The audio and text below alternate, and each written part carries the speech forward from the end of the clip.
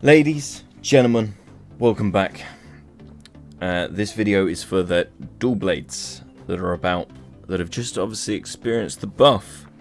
Obviously this buff contained 20% extra damage, just base, extra based slashing damage, a rework to Skylark, or a semi-reworked Skylark that's quite substantial, and a faster kick, removing us from the global ticks, so after we ult we can instantly hit. You don't get stuck in that weird thing when you ult and then you can't use an ability for like a second.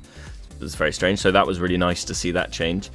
Now I was slightly worried about this buff, purely for the reason that I didn't want it to be an over buff, just because I don't want to see like a full siege full of dual blades, because as all you dual blades know, dual blades versus dual blades is not particularly fun. It's 90% of the time comes down to who ults first. It's not like I'd say a skilled fight. It is, you could be the best player in the world, but you can get and have the shittest dual blade in the world come up against you, and if he just gets lucky and lands that ult, it's most of the time it'll be over. If you can recover, then great. But after an ult being followed up with a Skylark or a Butterfly, yeah, it's over. So I didn't want to see too many dual blades, and I didn't want. I feel like if you have too many dual blades in a game, it would just be degrading for every other class in terms of just being stun locked or ult locked for a little bit, and I just didn't want to be too strong. I like a little bit of a challenge. So, but what I found so far from doing a few sieges is that it's good, it's noticeable, but it's not to the point where it's ridiculous. I still can get killed by other classes, other dual blades, of course. So, yeah, it's not so bad. I think if I could say anything, I think that based 20% damage could be taken down to just 10. I don't think it needed to be 20. I think just 10% base damage increase, because obviously we've got the base slashing damage upped as well. So that would be my only take from that, just reduce that by 10, just to bring us down just slightly in damage. But apart from that, I think it's been really good. In terms of Skylark over Butterfly, Butterfly is obviously the thing we've been going with quite a lot, that's sort of does decent damage, got a 14-second cooldown, and is pretty good. It's nice because it's sort of, obviously, if someone's attempting to run away from you when you use it, it sort of dives forward quite a distance, so you can chase them down. So it's kind of been the bread and butter for a long time. But we will take a look at Skylark and see what would be worth taking, if Skylark is going to be a better one to take than Butterfly now. So I'm going to take a few clips of the damage on this test dummy over here of Butterfly, and then we'll do Butterfly, then we'll do Skylark on the same dummy, and I'll put them side by side, and we will compare the damage and see which one's pulling better numbers at this point in time. Now, the only reason why Skylark has now become viable is because it has a move forward. Before, it would just stationary take off. You had to run into your target and then set it off, and now we have a leap forward almost, that's really nice, little dash forward. Plus now it also deals 30% more damage when used from behind a target, so that's very nice. But the question, and it's also a 6-second cooldown. But the question is it worth it because of the animation kind of lock? So that's what we'll be testing.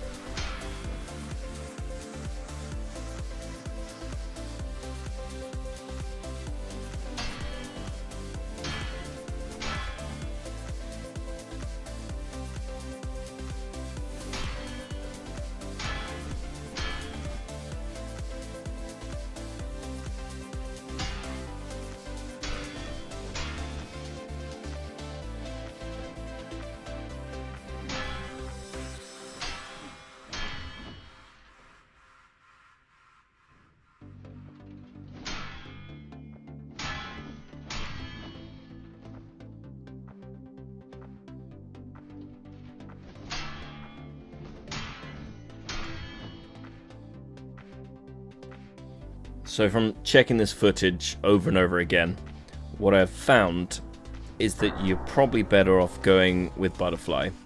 Skylark has, from behind, 4 hits. Directly 4 hits that hit pretty good, and it's nice to have a low cooldown.